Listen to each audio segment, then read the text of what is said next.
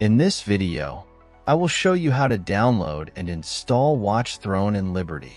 First, we need to download the Steam app. Open your Google Chrome and search for store.steampowered.com. Link in description. Click on the Install Steam button on this page. Once you've done that, at the top right corner of your screen, click on the .exe file and open it. Complete the installation, and once finished, open your Steam app. In search bar, type Throne and Liberty and drop down you will see the game. If not, check video in description. If you see the game in drop down, click on the game.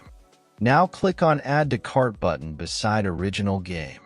In new pop-up, click on View My Cart. Now click on blue Continue to Payment button.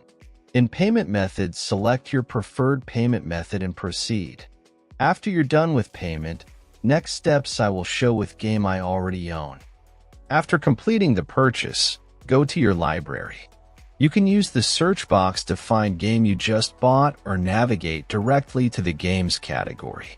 Next step I will show on game I own. First, click on the game you want to play. Now click Install.